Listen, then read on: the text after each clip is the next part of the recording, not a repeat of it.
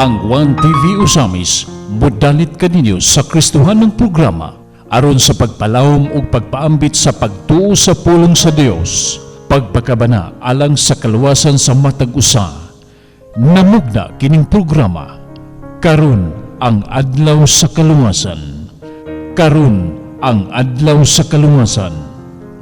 Og karon ania ang inyong alagad, Senior Pastor Reverend Dr. Ricardo M. Cortuna. Karon ang adlaw sa kaluwasan. Karon ang adlaw sa kaluwasan. Maayong adlaw sa tanan mga kahigalaan o mga suki kong tigsubaybay nining atong programa sa television karon. Karon ang adlaw sa kaluwasan. Kumusta kang tanan kutob sa mabot nining atong pagsibya sa television. Hallelujah. Gikan sa tanggo hangtod sa sapang dalaga. Kumusta ka mong tanan?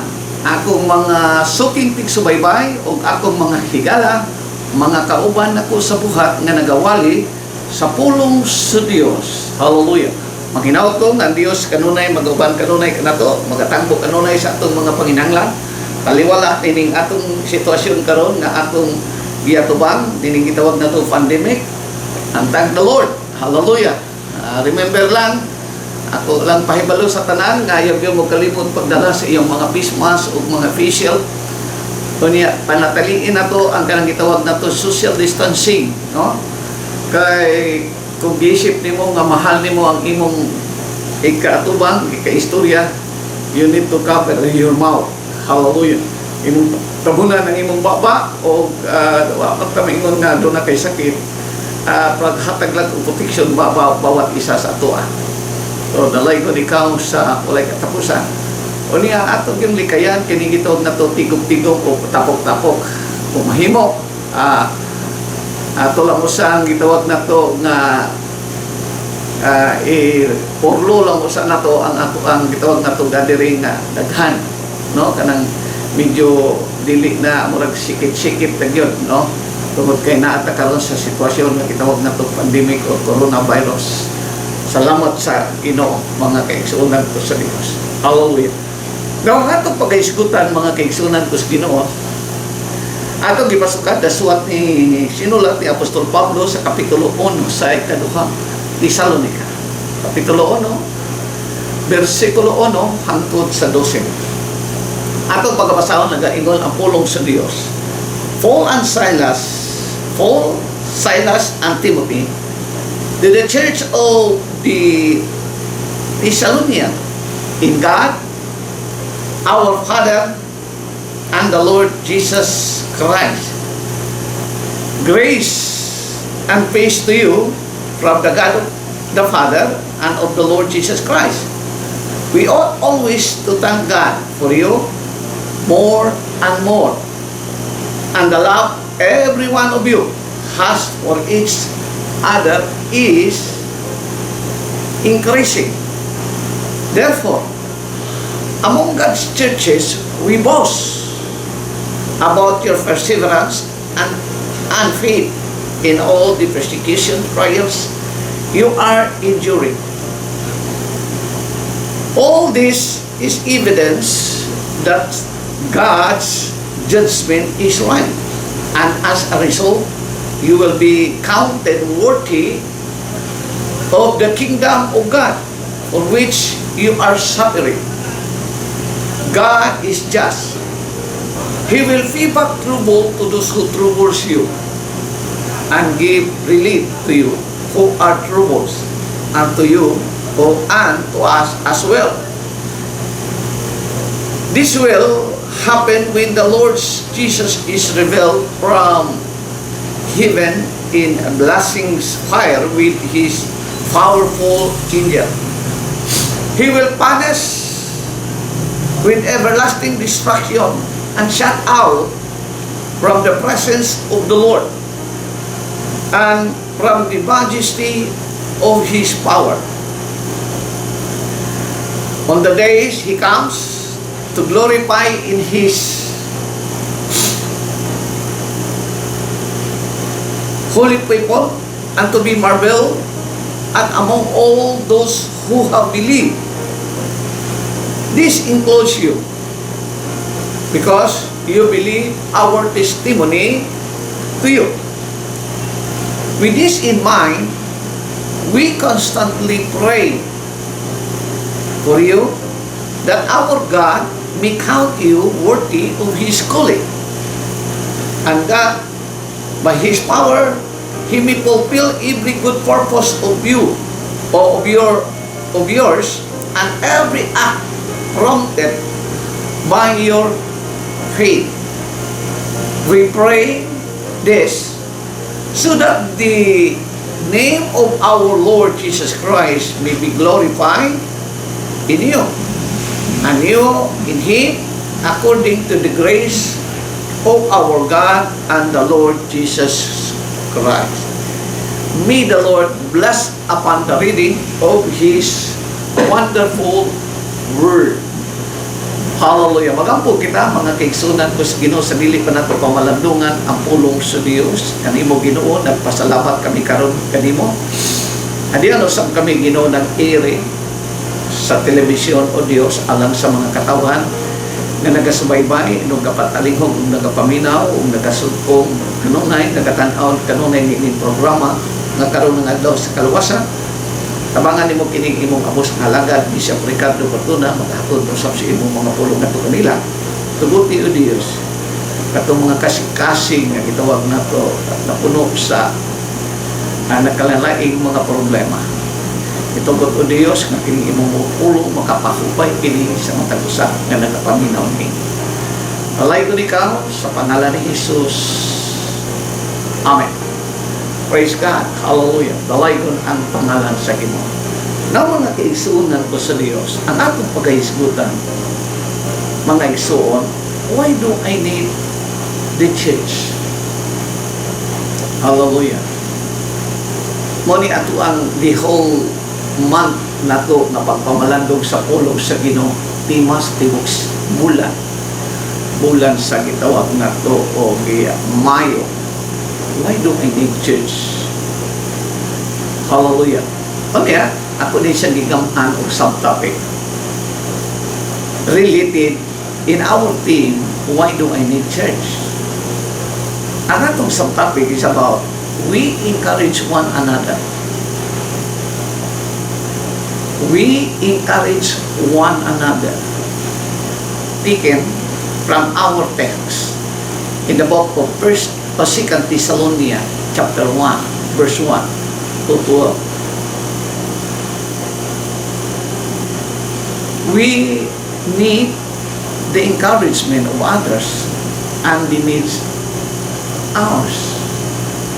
Kitang tanan mga kaigsuonan ko sa Ginoo na kinahanglan tag somebody who give us encouragement. O ingon nga sila na kinahanglan punta kanila. Kamuhatag ka nato o mga pagdasig. Hallelujah. It's been said, doon ay nag-ingon, that a little encouragement goes a long way. Tinoon na. And that's true. In many areas of life, anyway, daghan kayong kabahin sa atong kinabuhi. Hilabi na sa ato ang tagsa-tagsa ka mga gitawag na ito, simbahan. Sultihan ko kamo. Life can be very discouraging. Mutan na tingali ka, naman, why? Na moingon man ko ang kinabuhi, mahimo na labihan ka, discouraging. As I write this sermon, our state, ang atong paggoberno, and not only here in the Philippines, but also throughout the world, under a shutdown order because of coronavirus. Di ba ginawa? No? Natunggan na to, ang India, grabing patay ang India tungkol sa virus. Diyan din sa Pilipinas, mura o sa akong nalungog, mura nag-increase ang takdan sa virus. And I realized myself, mga kaigsunan,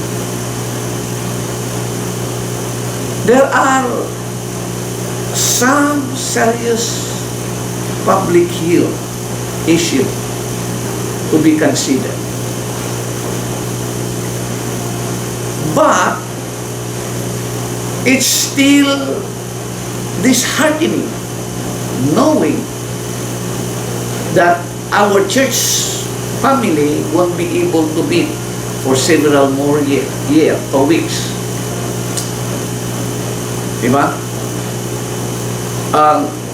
Kung imong tanahon, if you are a Christians,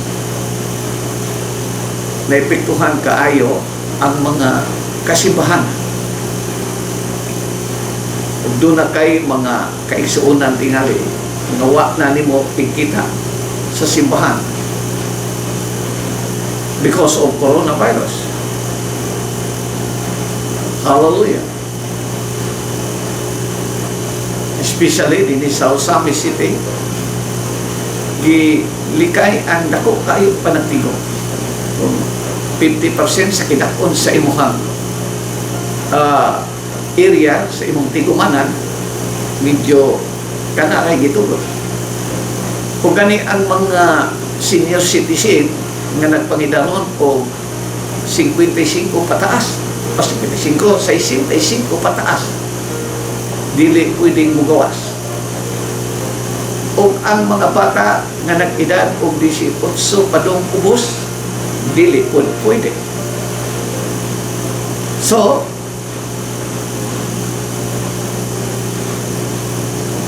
during the time like this, when we truly need to encourage one another, kay kung walay magpakabana sa atong sitwasyon, mura o mawad ang tagkusog tungod diini. Hilabi na kung adunay uban ka na to, natuwa sa layo ang ilang pangamahal sa kinabuhi, kung adunay nagpangitabo, nadili kapungan, kung gusto silang huli, pero di sila kahimo tungod sa nga gitawag na to nga mga butang na dapat niyang pagabuhaton. So we need someone to encourage us aron mahupay ang ato ang gitawag na to o problema. Apostle Paul was a great encourager. Si Apostle Paul, he encouraged churches to whom he wrote. Dasing niya mga kasimbahanan na iyang ipagsulatan. Even when he had to rebuke them for wrongdoing. Bisan nga pagsigi sa pamadlong sa mga tao nga naghimo og dili maayo atubangan sa Dios, pero wa niya kalimti ang paghatag og encouragement sa mga kasimbahanan o sa mga tao na nagkinahanglan og encouragement. So, he also drew much encouragement from them. In these opening verses of Thessalonians, we see 3 forms of encouragement. Aduna tay mabasa o makita na tulok ka mga buta gihimo ni Apostol Pablo ang pagdasig sa mga katawhan nga iyang ipagsulatan. Number 1, the encouragements of praise. I give you some background information. regarding of this epistles of Apostle Paul. Remember, Apostle Paul visited Thessalonica in his second missionary journey. Silas and Timothy were with him in Acts chapter 17 in verse 1 to 10. Timothy was with Paul during his imprisonment in Rome, and later become a pastor in Ephesus. In the book of 1 Timothy chapter 1 in verse 3. Hallelujah. So, kuyog-kuyog si Timothy ni Apostol Pablo. O napreso ni sila kauban si Timothy together with Paul. Then after that, mga kaigsunan, uman sila nakabuhi. Niadto sila sa Efeso, gibili niya si Timoteo dito, ingon na mo ay pastor sa mga dapit. Hallelujah. And Silas later worked with Peter. Si Silas o si Pedro, kauban silang namuhat. When some unbelieving Jews stirred up troubles in the city, Paul and Silas made hasty departure. Hallelujah.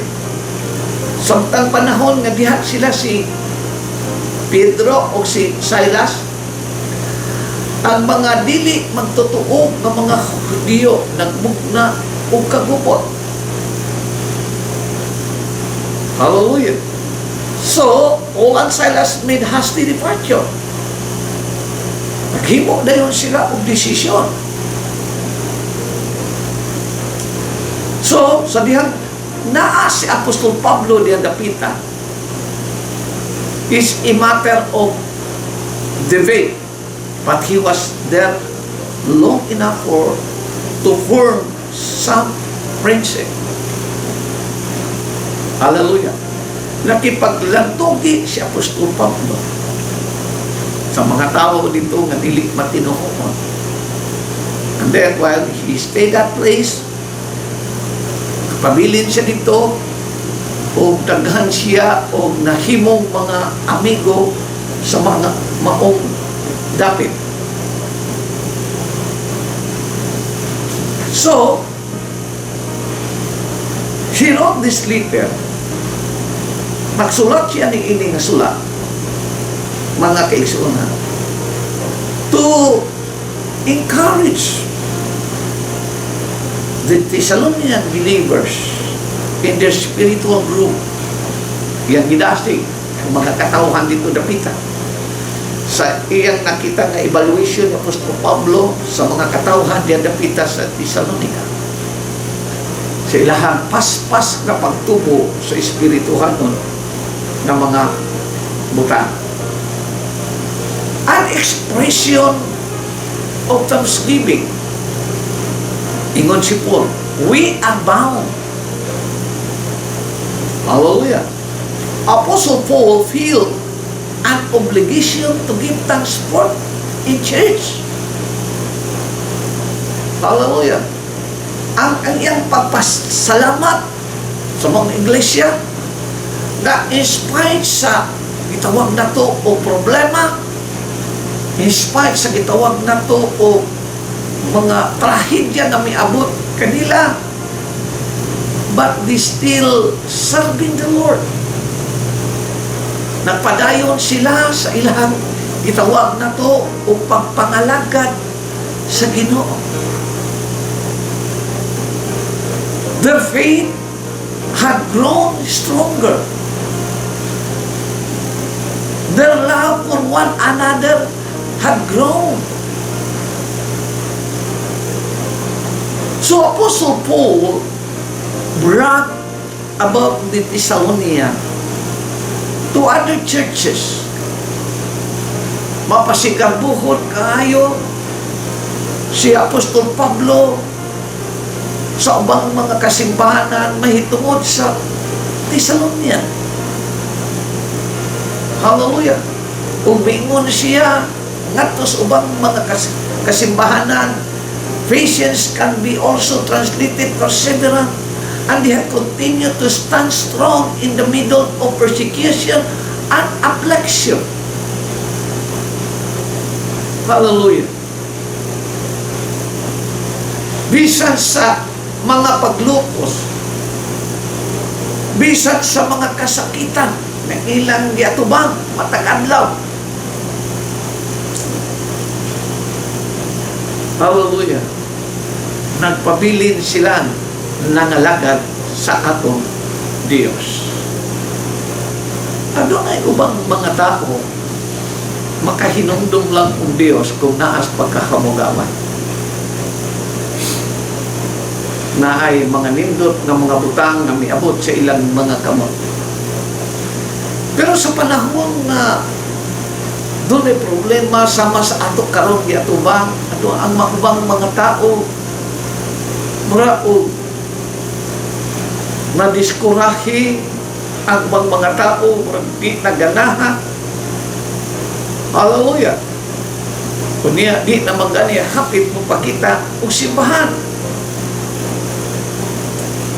But if you look at and study the life of Thessalonica believers, Thessalonian believers, nabisan sa kadaghan sa ilang magsulay o problema mga paglutos, their faith had grown stronger. Hallelujah. Now, few things are more encouraging than hearing someone else express confidence in you, especially if it is someone you highly respect. The church at Thessalonica had great respect for Paul. So it means a lot to know that he had confidence in thee. Hallelujah. Ikaduha nga butang, mga kaigsuonan ko sa Ginoo, encouragement of praise. Here, those who persecuted them would receive what was coming to them. Hallelujah. Mga ngayon sa Mateo, no, mulahan ang ginalutos tungkol sa pagkamatalo.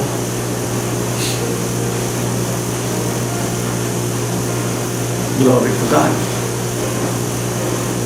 In the book of Romans chapter 2, in verse 19, God has promised to repay those who do wrong.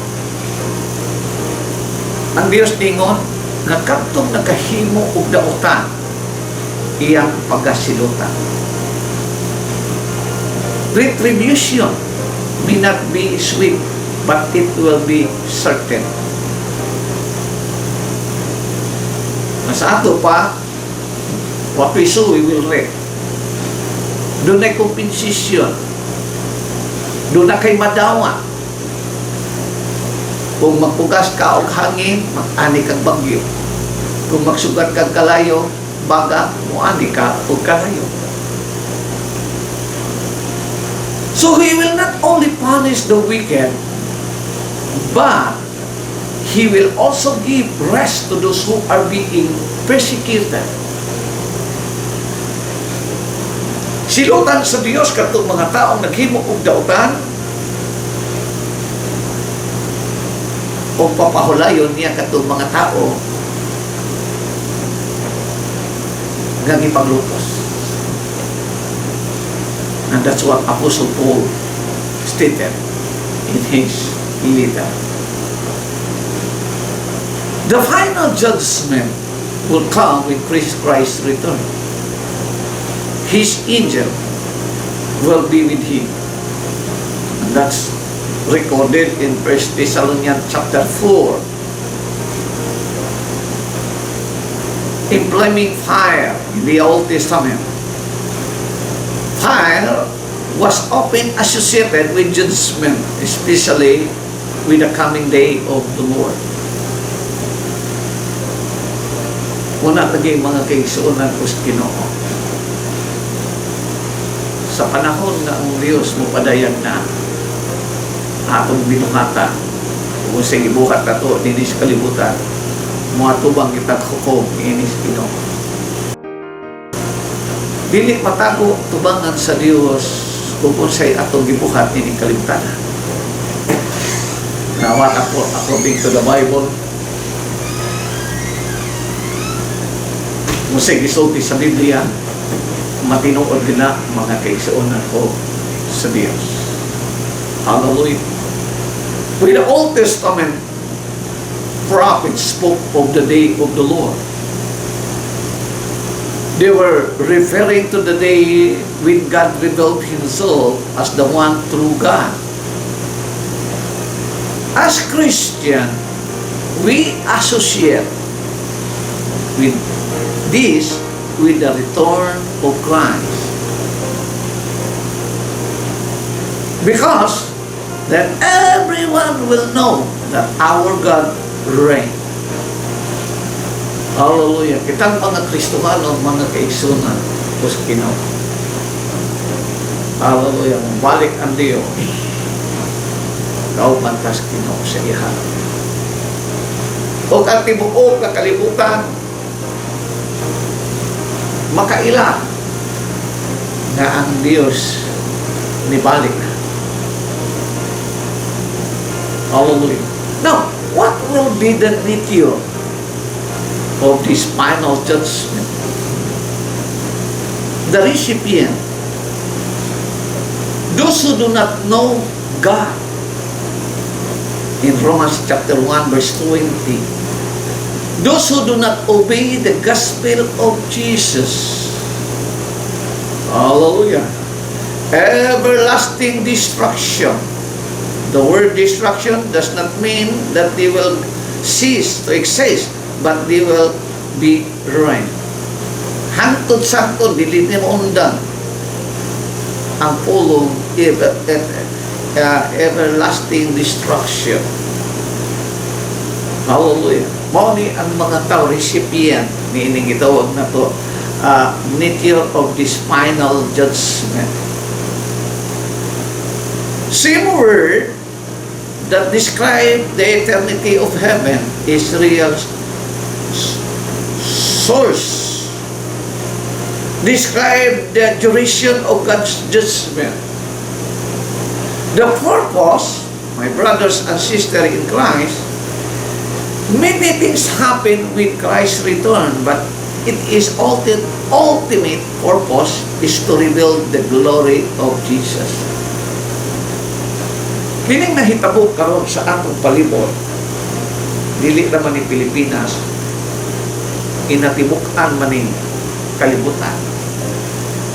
This is one of God's judgment of His return. Usa ni siya sa mga ilhanan na ato makita. Kining gitawag na to kagulian, kagupot, pamen. Unsa na niya, usa ni siya mga kaigsuonan. Hallelujah. But to those who believe on Him will marvel or be amazed. Why? We've been encouraged by this promise. Nga naman, it reminds us that our Lord will prevail in the end. Pinood na. Kaning kalibutan na mga kaigsuonan ko sa Diyos, puno ni sa problema, puno sa gitawag na to o kagulian. Ito sa langit, gagitagana sa Diyos alang siyang mga katawhan. Matod pa sa kanta, Dito sa langit, kalipay maangkod ko. Lonlon bulawan, ang pagalakad ko. Igsuon ko, wow. Dili ko maayo mong awit, dili mo ko mga awit. But I try my best to give you a word of encouragement. Mahupay sa makadiyot ang atong giatubang, doon na po'y mupuli. But in the day of the Lord, hallelujah, sa adlaw sa Ginoo, ingon ang Biblia mga kaigsunan sa 1 Corinthians chapter 15 verse 58, it reminds us that our work is not in vain. Ang atong gibuhat dili mo labay nga kawan, is not in vain. So kung magbuhat ang maayo mga kaigsunan ko sa Dios, dunay mo balik, dunay return ni ini. Hallelujah. Pero mabuhat po tao dili maayo, doon nagyapo po'y mo balik ni ini na dili maayo kung di na ito ikalipay. Hallelujah. So in spite all of these things that happen, mga kaigsunan ko sa Ginoo, doon na tayo Diyos na nakasabot ka nga to. O nakakita sa atong mga gibati nga kahadlok.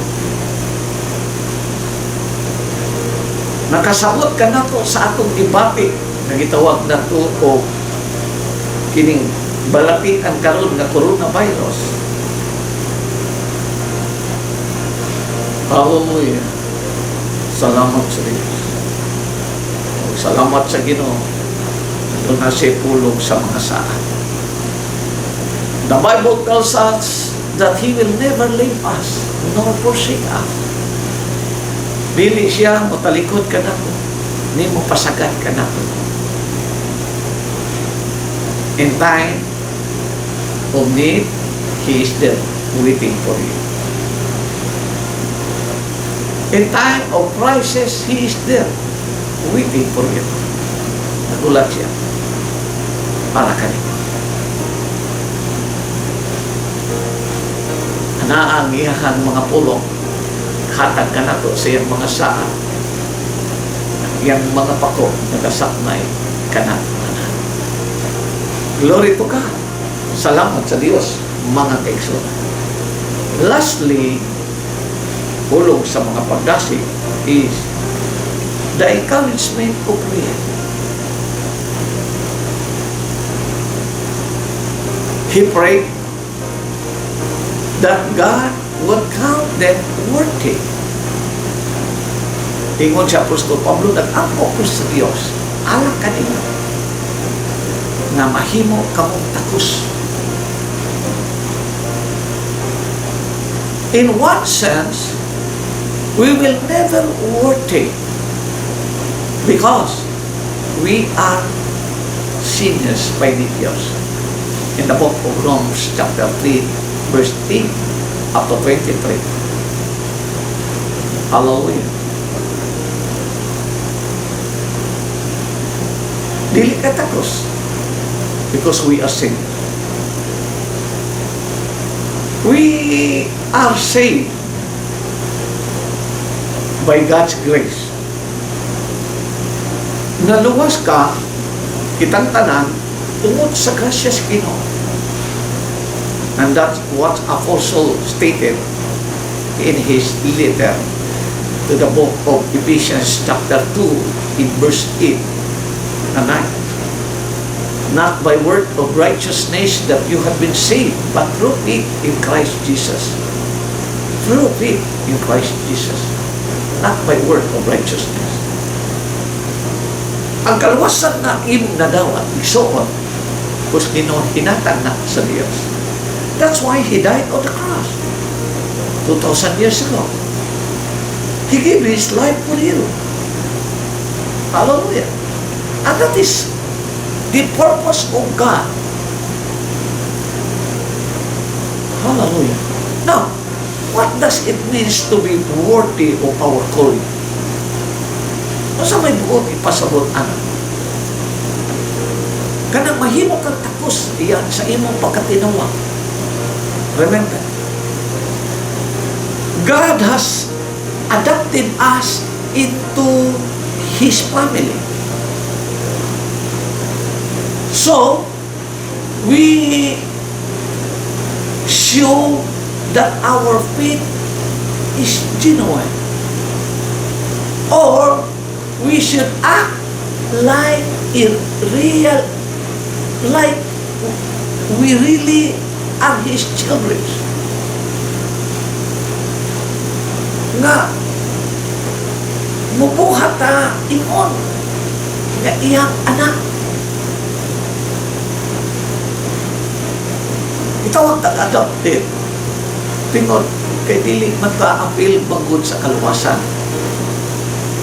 Dili man ta katawha sa Ginoo. Kaya katawhan sa Dios katulong ang mga Hudiyo. Ang banay ni Jacob, na Israelites. Kita, we are belong to the family of Gentiles, mga dili magtotoo. But because of God's love for us, yan gi-extend ang kaluwasan sa tibok kalibutan. In what way? Pinaaki sa iyang pagpapatamatay nato sa cross. Because without shedding of the blood of Jesus, there is no forgiveness of sin. So He died on the cross. He shed His blood for us. Salamat sa Ginoo, mga kaigsunan. Munang unukuan ingon, tanawa, kordero sa Dios, na nagawagtag sa tanang sala sa kalibutan. So, God has adopted us into His family. So, tuod din bisag sa mga kalisdanan na atong giatubak karon, atong ipakita na ang atong pagtupagsalig sa Diyos hubot. Hopefully, my brothers and sisters in Christ, by the time you read this, the corona virus pandemic will be a things of the past. This is a trying time for the church, but it's also a tremendous opportunity to demonstrate that our faith is real. So, tihan tamo. Walay laing makatabang kanato mga kaigsuonan ko sa Ginoo.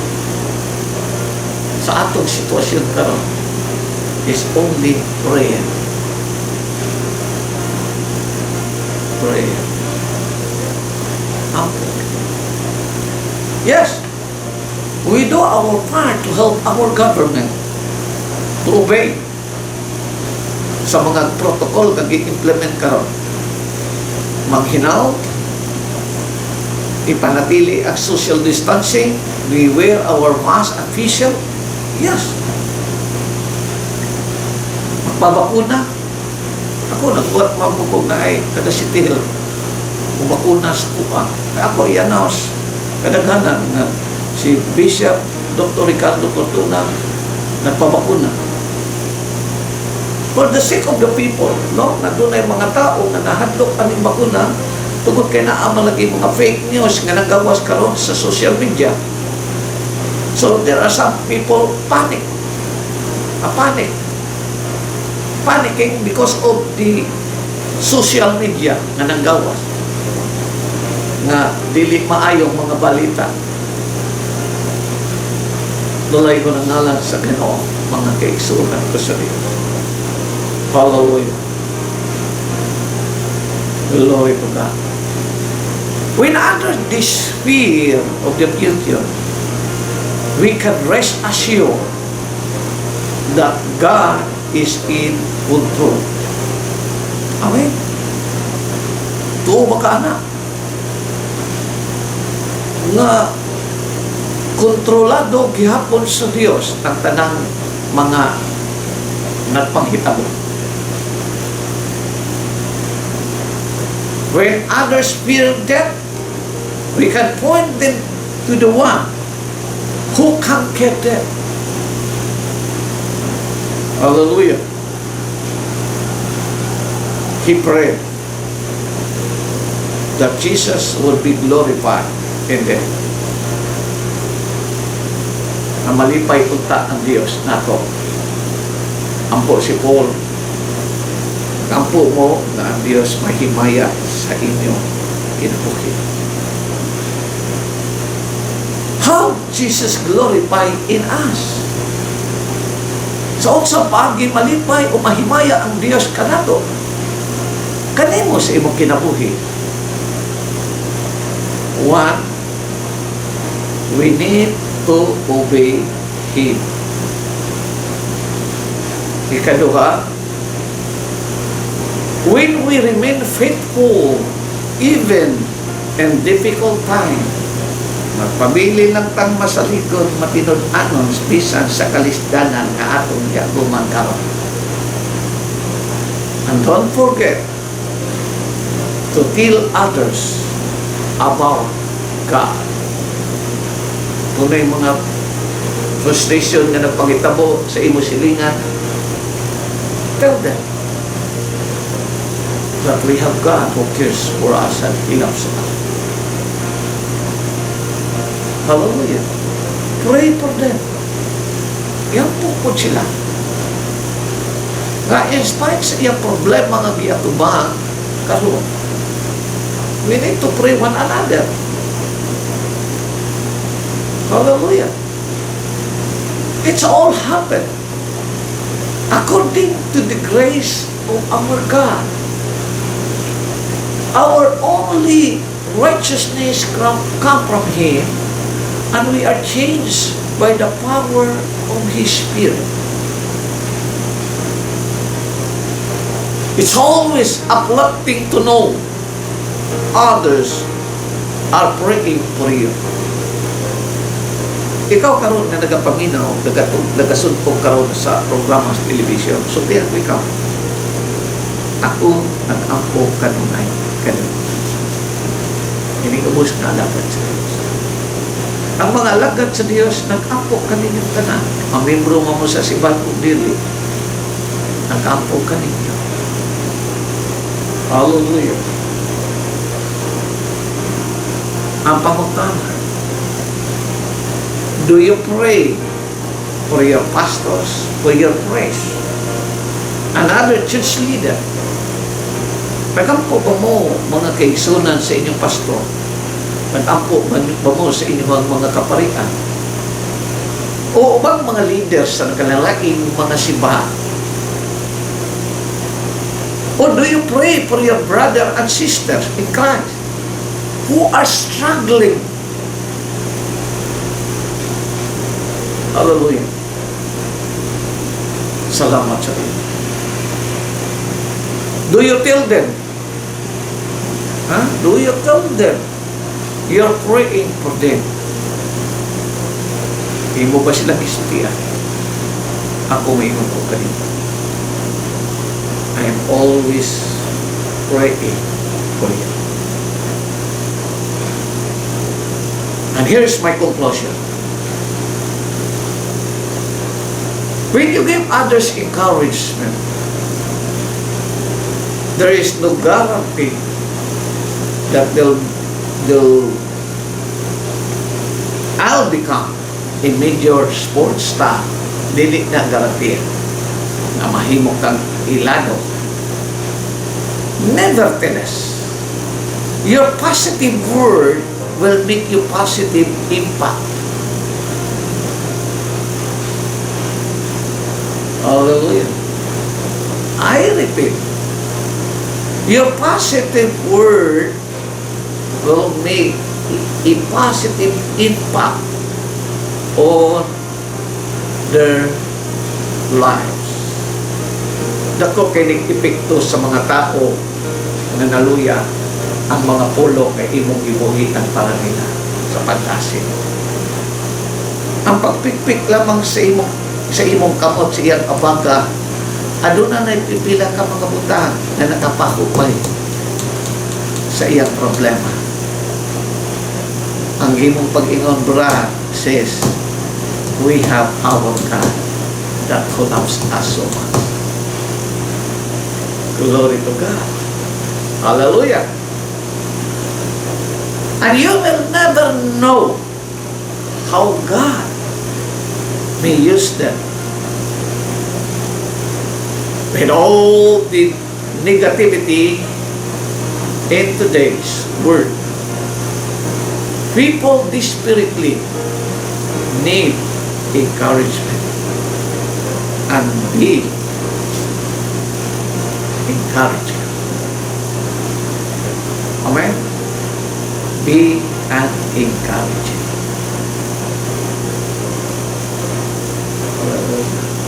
Stop. Buwan kang ito, dangon na ito lang. Itchang mga pulong na dili maayo, batok sa itong isikatang. Dili na maayo. Kung dili, ang itchang kang pulong na makapadasig, makapabuhi sa iyang pagtuo, magbisan sa daghan sa iyang problema, ang iyang ni apa ni karon worldwide na pandemic. Very discouraging. Apan kung nakas akong kilig, nakas akong matubangan, ipikpik ni mo ako papaga. Umingong ka na, dili ka pasagdan sa akong Ginoo. Amen. Let's bow our head. Father in heaven, thank you, Lord. Meaning higayon ngayon mong gihatag ka na mo, O Diyos, sa mubong panahon sa among paghisgot sa imong mga pulong. Kabangi kami, Ginoo. Paliwala, meaning itawag na mo, nagyatubang na mo problema karon, Ginoo, kinatibok ang problema, kining pandemic, O Diyos. Very discouraging, Lord. And thank you, Lord, na nakabatod kami, Diyos, kasama kanila. Nahigugma ka na mo, naghatag ka na mo puso, aron among atubangon, kini nagkalalaing mga pagsulay, kami hasmang sa imong mga katawhan, Ginoo. And I do not know, Lord, what is their problems, Lord, sa naminaw karon, Ginoo. Wala ko mahibalong sa ilang problema. But the only things I know, God, dako ka nga Diyos, na ako ipaila-ila kanila, na Diyos na gamhanon, Diyos na matinabangon, kung maluloy ko ng Diyos. Panalangin sila, tabangi sila. Kupaya ang tanan nila. Itawag na to o problema.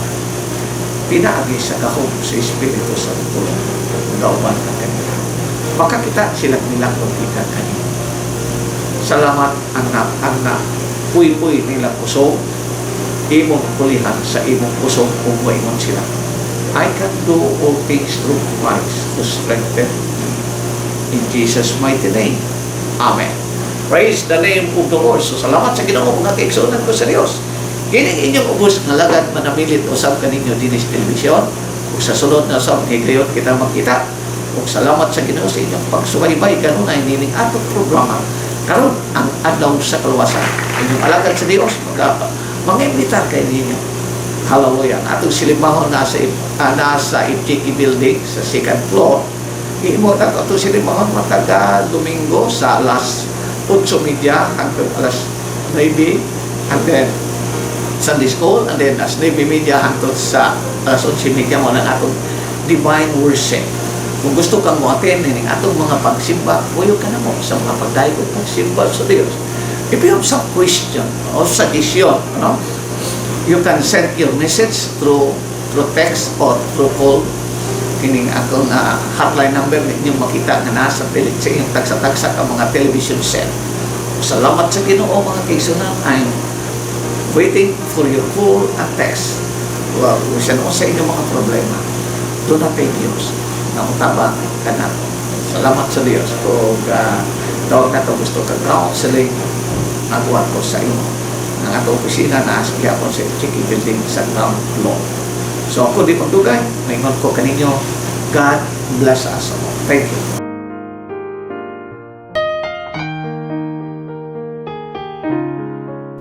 Bukad to ang Kristohanong programa sa One TV Usamis. Karon ang adlaw sa kaluwasan. Uban ni Senior Pastor Reverend Dr. Ricardo M. Cortuna, gadagpaambit sa pagtuo sa pulong sa Dios og nagpakabana alang sa kaluwasan sa matag usa. Hangtod sa sunod nga gayon, ang Dios magapanalangin kanatong tanan.